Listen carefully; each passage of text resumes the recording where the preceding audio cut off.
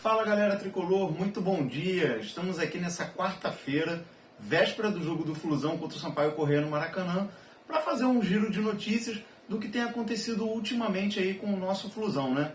Bom, uma semana de mercado relativamente agitado, né? Tivemos as renovações de Martinelli e Thiago Santos.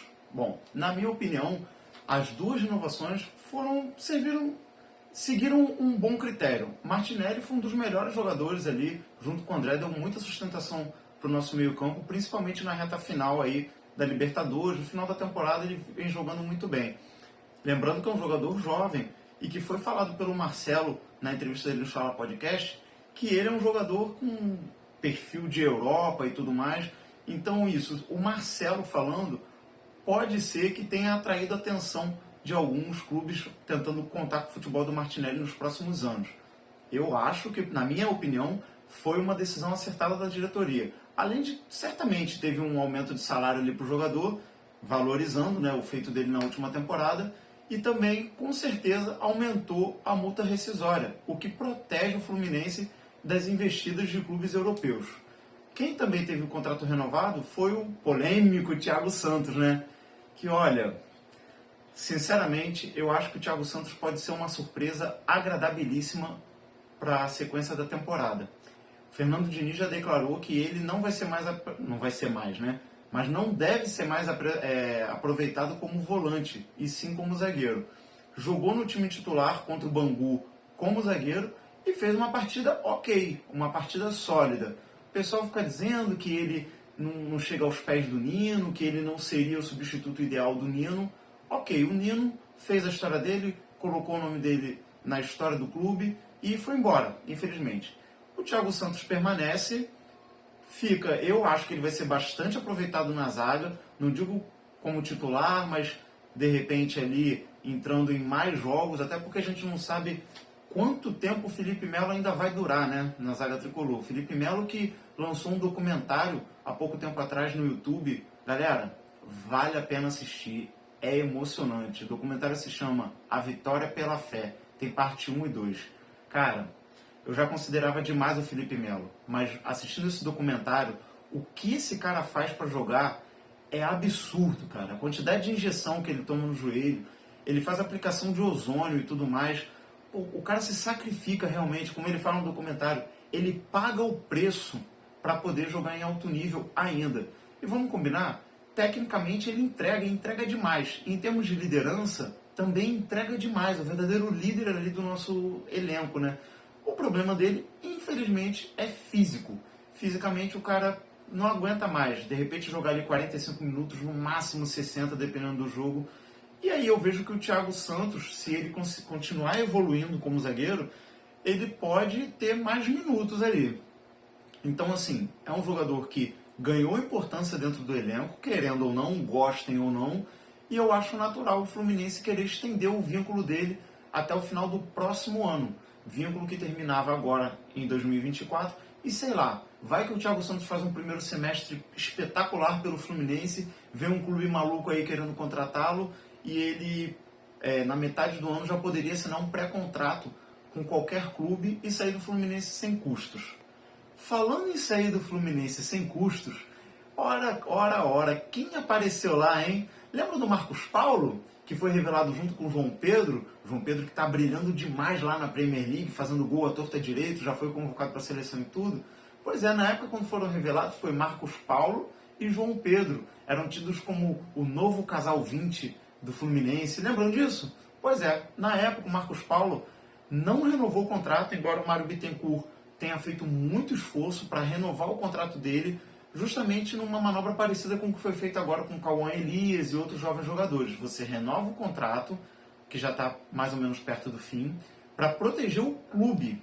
Porque se o contrato chega ao final, o jogador assina um pré-contrato, faltando 6 meses, ou então termina o contrato, e vai embora sem custos. E aí o clube que investiu na formação daquele jogador fica no prejuízo.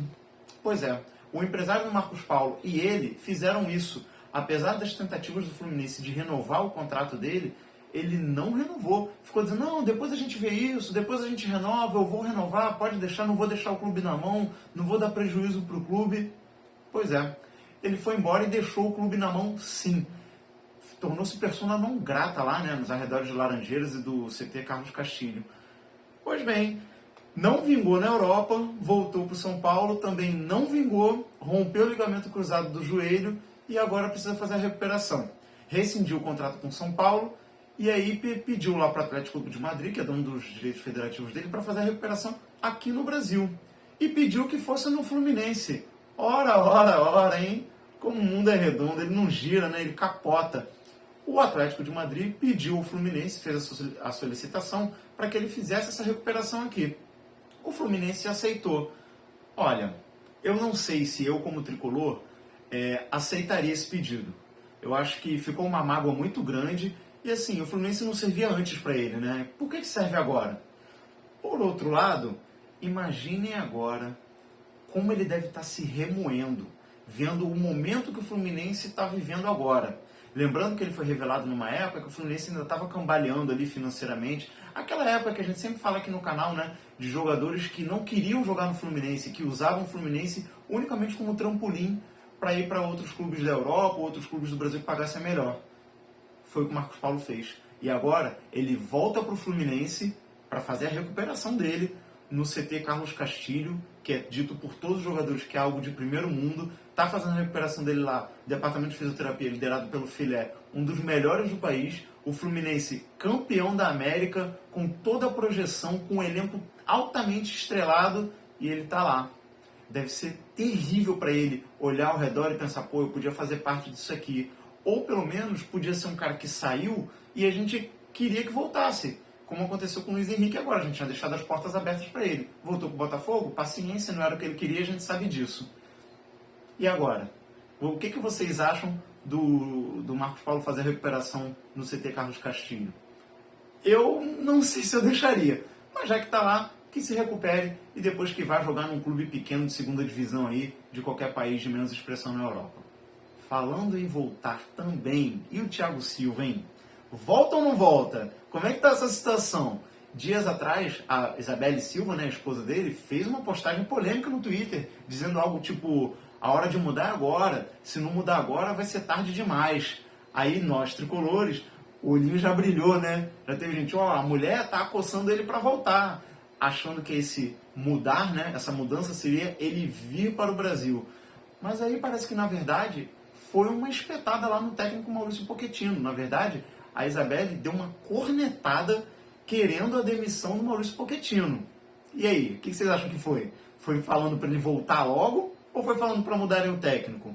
Fato é que depois disso o Maurício Pochettino deu uma declaração e pôs panos quentes.